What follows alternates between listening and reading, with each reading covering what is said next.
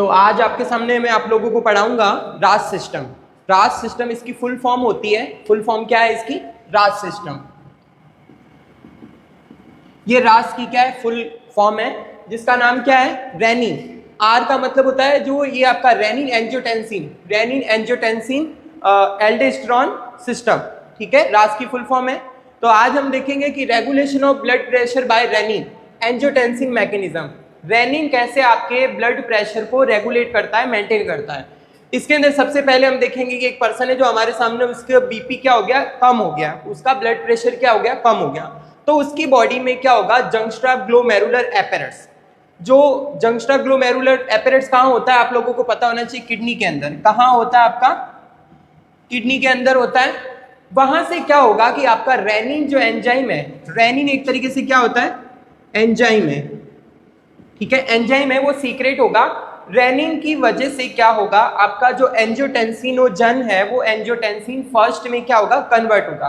Rennin की presence में angiotensin एक टाइप का वो कन्वर्ट होता है किसमें? एंजियोटेंसिन फर्स्ट में। उसके बाद में इसका एंजियोटेंसिन फर्स्ट है वो किस में कन्वर्ट होता है? सेकंड के अंदर। पर उसको सेकंड में, फर्स्ट को सेकंड में कन्वर्ट होने के लिए आपका एक एंजाइम चाहिए था जिसका नाम है एंजियोटेंसिन कन्वर्टिंग एंजाइम। ACE की फुल फॉर्म क्या हो जाएगी? Angiotensin converting enzyme. इसी की प्रेजेंस में एंजियोटेंसिन फर्स्ट है वो किस में कन्वर्ट होगा? सेकंड के अंदर। फिर उसके बाद में क्या होता है? एंजियोटेंसिन सेकंड है वो कन्वर्ट होता है थर्ड के अंदर। एंजियोटेंसिन सेकंड किस में कन्वर्ट हो रहा है? थर्ड के अंदर। थर्ड किस में कन्वर्ट हो रहा है? फोर्थ के अंदर। इसी दौरान जो सेकंड है वो थर्ड के अंदर जो कन्वर्ट हो रहा है उसके अंदर भी एक एंजाइम चाहिए था जिसका नाम है एंजियोटेंसिनेज। पीछे अगर एज लग जाता है इसका मतलब क्या होता है? एंजाइम होता है। एंजियोटेंसिनेज है, एज लगने की वजह से एंजाइम को डिनोट कर रहा है। और इसी की प्रेजेंस में सेकंड है एंजियोटेंसिन, वो किस में कन्वर्ट हो रहा है? एंजियोटेंसिन थर्ड के अंदर। और थर्ड कन्वर्ट होता है फोर्थ के अंदर। इसी दौरान हम देखते हैं कि जो आपका जब आपका सेकंड किस में कन्वर्ट होता है? थर्ड के अंदर।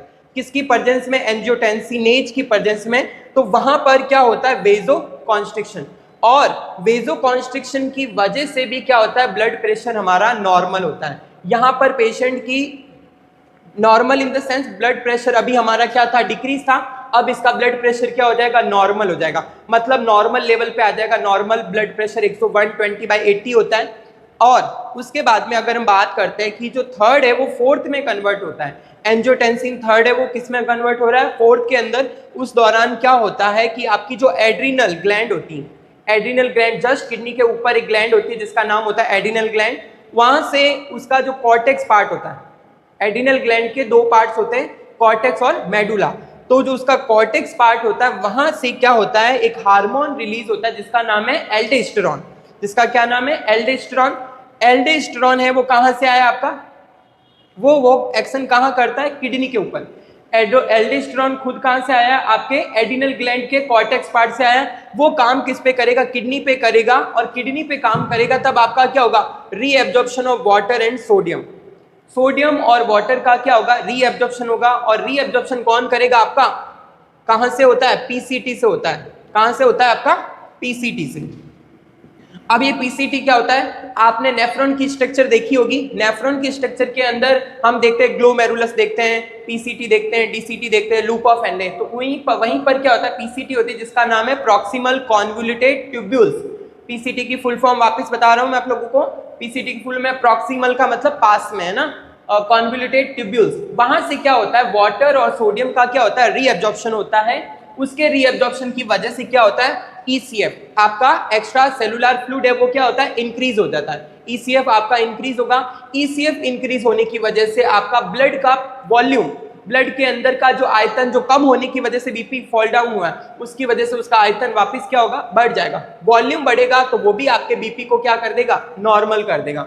नॉर्मल इन द सेंस कि 120/80 आपके लेकर आ जाएगा। ये थी हमारी जो आज की क्लास थी। क्लास के अंदर देखा हमने रास सिस्टम, जो कैसे एक किडनी आपके चीजों को क्या कर रही है? रेगुलेट कर रही है। कैसे रास सिस्टम के द्वारा ब्लड प्रेशर, बीपी हमारा जब कम होता है तो उसको रेगुलेट किया जाता है।